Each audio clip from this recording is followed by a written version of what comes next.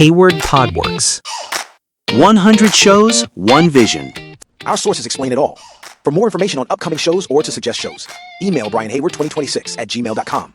And now let's get into our show. Hayward Podworks is vision, deep dives into any topic. Welcome to the Deep Dive. Today, we're on a mission, really. A mission to escape what you might call the tyranny of bad intentions. We've pulled together a whole stack of sources, psychology research, business advice, you name it, that argue there is a definitive and often really counterintuitive right way and wrong way to set goals. So if you've ever poured months of effort into something only to feel kind of empty when you got there, or if you start strong on a new resolution and then it just fizzles out after a week, then this deep dive is absolutely for you. Our goal is to get strategic about this, to achieve what the sources call a life of freedom. And that strategy is so important because the method really matters more than just the raw intention. I mean, true success, it starts with deciding exactly what you want. But if you phrase the goal wrong, if the content isn't right, a bad goal doesn't just fail. It can actively hold you back. You can hit your target perfectly and still be miserable because you're aiming at the wrong things from the start. Okay, let's unpack that, because we are all just marinated in this kind of empty advice, right? Follow your dreams, never give up. Right. The important thing is that you tried. Exactly. But the research we looked at, it takes a really dim view of those platitudes. It says the hard part isn't sticking to the dream. The real struggle is picking a worthwhile dream in the first place. I mean, what if the goals you think you want, what if they actually contradict each other? Or maybe you want to be an astronaut, but you're, 40 years old. That fluffy advice just gives you nothing. Yeah. No actionable guidance at all. Zero. And that's why the crucial first step is to move from simple intent to a deeper purpose. You have to create a mission statement. Okay. And that's not the goal itself. No, not at all. It's the underlying passion. It's the why that informs every single goal you're ever going to set. Think about it in business. A good mission statement, it guides every decision. It's not to make a lot of money selling shoes. It's Nike's mission, to bring inspiration and innovation to every athlete. It's abstract enough that they can pivot from shoes to apps and still be on mission. And the sources give a really compelling example of this going wrong with Apple. Their original mission was so inspiring: to make a contribution to the world by making tools for the mind that advance humankind. That's a purpose. That can last a century. But then, one source speculates, it shifted to something more like a statement of intention. Apple designs Macs.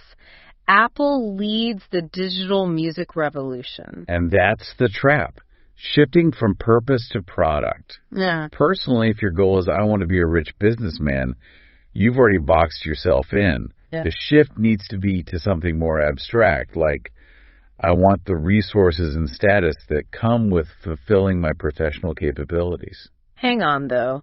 If the goal is that abstract, doesn't that invite procrastination?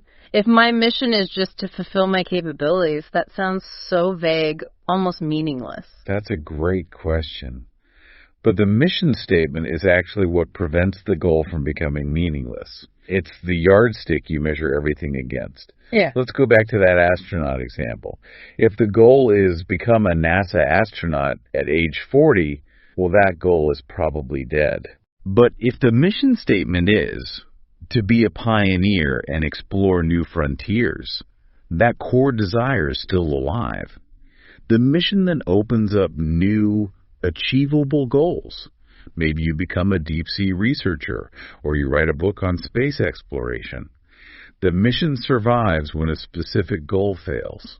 So the foundation of this whole thing is authenticity. You have to genuinely want the mission. 100%. If you set a goal because you think you're supposed to, get a high-paying job to impress your parents or whatever, the whole plan fails right there. You won't have the drive. Yeah. True passion is what gets you out of bed at the crack of dawn, even when it's cold and raining. So, okay, we know why we're doing it. The next big hurdle is, how do we turn that big mission into a small daily step? Especially when the sources say that some of our go-to tools like visualization might actually be hurting us. Yeah, this part is fascinating. Why would visualizing success be a bad thing? Well, one study suggests that if you visualize the outcome too well, picturing yourself crossing the finish line parts of your brain, like the visual cortex, fire as if it's really happening. So your brain thinks you've already done it. In a way, yes. It registers this little hit of achievement. You get a premature dopamine release. Yeah. And you end up resting on your laurels. The motivation to actually do the hard work just drops. It's like getting the satisfaction of putting something in your online cart without ever actually buying it. So how do we visualize correctly? Because it's obviously a huge tool in sports and therapy. And you do use it, but you use it strategically. One way, which is linked to cognitive behavioral therapy, or CBT, is to force your brain to believe a new reality is possible. You visualize yourself as a confident entrepreneur, and suddenly you start walking taller, you take more risks, you dress differently, you change your presentation, and that changes how people react to you. So you're visualizing the process, the new identity, not just the trophy at the end. Exactly. Another use is just for mission discovery. Close your eyes, picture your ideal future. Is it a high-rise in the city or a quiet cottage? It helps you cut through what you're supposed to want and find what you actually want. And the third one, counterfactual simulation. That sounds intense. It is, and it's so practical. This is a test run. You don't just visualize the happy ending. You visualize the brutal, messy reality. Right. You want to be a rock star. Okay, visualize the 8-hour bus rides, the constant public scrutiny, how hard it is to have a family. You check if the reality actually aligns with the fantasy. Before you waste a decade chasing it. Precisely. Once you've done that, you have to look at the structure of the goal itself. And the research is very clear on this. Yeah. Long-term, vague goals are terrible. Like the classic, to lose 10 pounds by next year. Exactly. It's too far away. There's no structure. It's just an invitation for excuses. You wake up in June and think, I'll got plenty of time. I can cram later. The goal just rots. The shift has to be to goals that are immediate, pass-fail, and completely within your control. Okay, so you can't 100% control your weight loss, but you can control your actions. You got it. So instead of lose weight, it becomes work out for at least 15 minutes 4 times a week. Pass or fail. You either did it or you didn't. Instead of write a best-selling novel, it's write 1 page a night. You focus on the daily grind, and the momentum builds the big picture. And the sources say to focus on, 3 core goals at a time? To avoid just being overwhelmed. A maximum of 3. Yeah. And they all have to serve that overarching mission. We see amazing examples of this kind of strategic thinking. I mean, look at Sylvester Stallone. He wanted to be a star, but he was just getting bit parts. Right. So instead of quitting, he used a strength he already had, screenwriting, and wrote Rocky. He used that amazing script as leverage to demand his star in it. It was a brilliant strategic alternative route. Okay, so we have the passion, we have the plan. Well, what happens when the motivation just disappears? When my brain is telling me the duvet looks way better than the gym, I have to admit my brain feels like it's permanently stuck in that rest and digest state you mentioned. That inertia is real. But passion is the antidote, and it's neurological. Passion triggers the sympathetic nervous system. That's your body's fight-or-flight late mode. It releases dopamine, adrenaline. You get intense focus and drive. And boredom does the opposite. Boredom puts you in the parasympathetic state. Rest and digest. Your body is effectively saying, stop wasting energy on this. So passion literally overrides that signal. So the trick is to actively stimulate that desire. We have to connect the short-term pain like the cold gym floor to the long-term payoff. That's our uniquely human ability, right? Abstract reasoning. A mouse just wants the cheese now. We can connect today's workout to confidence in a suit 6 months from now. We have to make the grind emotionally meaningful. Exactly. And there are tools for this. Simple things like visual cues, keeping photos of inspirational people or moments nearby. But the most practical system is probably the one Jerry Seinfeld uses. Don't break the chain. Oh, I love this one. It's so simple. You get a big wall calendar, and for every day you complete your small pass-fail goal, write that page, do those press-ups, you mark a big fat X on the calendar. Your focus shifts completely away from the long-term result.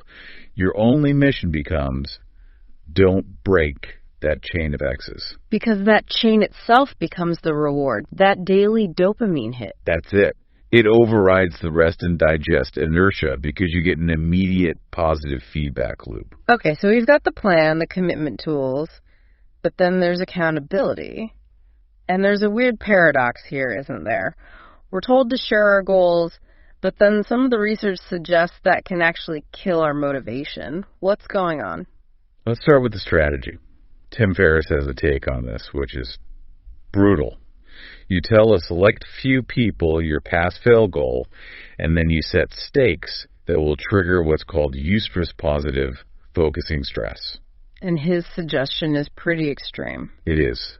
If you fail your controllable goal, you have to donate a large sum of money to a charity or an organization that you actively, passionately disagree with. Whoa. Okay, that would work. That is intense. The pain of that loss, both financially and to your reputation, creates motivation like almost nothing else. But are there, stepping stones before that? Before we have to bankrupt ourselves donating to an organization we dislike? Of course. The principle is just to find something you value that you're willing to lose. It could be your favorite gadget, or just admitting failure publicly to a small group of people you really respect. The key is just making the cost of failure higher than the cost of doing the work. Which brings us to that sharing paradox. Why is it so bad to just announce your goal on social media? Because when you do that, people celebrate your intention. You get all this premature praise. Oh, good for you. You're going to write a novel. Exactly. And it feels like you've already done something. It releases that psychological drive you needed to actually do the hard work. Your motivation plummets. So we should be selective. Very selective. Yeah. The rule is share only with your accountability partners. And be clear with them that you need consequences, not congratulations. And if that's still not enough to get you moving, then you embrace the ultimate stake. Failing to act means you live the life you have now forever. And for a lot of people, the thought of reaching their deathbed with a pile of wasted potential is the most terrifying and motivating thought of all. That kind of urgency leads us to another big idea, lifestyle design, which basically flips the whole script on careers. Right. We usually let our jobs dictate everything. Our income, where we live, our schedule. Lifestyle design is about working backward. You decide on the lifestyle you want first, and then you find the job to support it.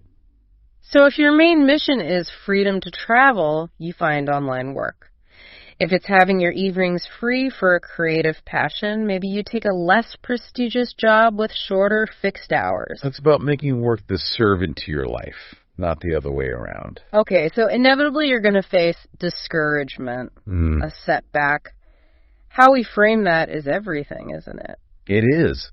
The sources say to ditch the idea of failure entirely. Adopt the mindset of an action film hero. An action film? Yeah. The harder the challenge, you run out of money, people say no, the more triumphant the victory will be in the end. You only actually fail when you stop trying. And when those setbacks happen, we need to manage our energy, not just our time. That's the real bottleneck for most people. It's energy. If you're exhausted when you get home, you're not going to work on your goal. So you have to manage it. Maybe that means socializing less for a while or getting more sleep. The sources even mention things like supplements, like Cordyceps sinensis, a fungus that can help with energy. The point isn't that you have to take a supplement, but that you have to actively manage your fuel. It's not about finding more time. It's about finding more cognitive bandwidth. And if you're still drained, scale the goal down. If a 15-minute workout feels impossible today, do 5 minutes. Keep the chain alive. Always. Sticking with a tiny goal is infinitely better than failing a big one. Never break the chain. And this all ties into investing in yourself. If your mission requires a skill you don't have, you have to go get it. Learn to code, improve how you dress, learn to be more persuasive. This is how you really amplify that law of attraction. It's not magic. You're just changing how you present yourself and engineering the environment so people react to you differently. And one of the simplest ways to invest in yourself is just reading. Absolutely. Yeah. Reading about successful mindsets gives you new skills and motivation. We pulled a list from the sources. The 4-Hour Workweek is all about lifestyle design and cutting out distractions. Awaken the Giant Within is about changing your mental attitude. And 59 Seconds is brilliant because it's a scientific look at which self-help tips actually work. So we also have to keep our goals alive because they tend to fail either right away or they just drift away years later. Exactly. And that's why reviewing and adapting your goals is so important. If you decide to write a screenplay instead of a novel, you're not being fickle. It's just a new expression of your core mission statement. The mission stays the same, but the tactic shifts to keep you engaged. So, to quickly recap the whole framework, this 8-step plan. First, have a vision. Second, create that abstract mission statement. Third, make a strategic plan. Fourth, set small, pass-fail, controllable goals. Fifth, don't break the chain. Sixth, get help from accountability partners with real stakes. Seventh, support your goals with lifestyle design. And eighth, assess and review constantly. And there is one final crucial step that gets forgotten all the time in the rush for high performance: appreciation. Yes. If we just keep grinding toward the next goal and the next one without ever pausing, the whole thing becomes stressful and meaningless. We forget why we even started. Tony Robbins recommends starting every single day by thinking about things you're grateful for. A roof over your head, your health, the successes you've already had. It's a simple act that tops up your optimism and energy. It keeps you in that productive, high alert state we talked about. So if the ultimate goal of all this planning and focus isn't just achievement, but truly living a life of freedom, then we want to leave you with this final thought. How often do we pause our chase for the next goal to actually savor the freedom we've already earned? Hayward Podworks. 100 shows, one vision. All right, this is Hayward Podworks, and that's today's episode.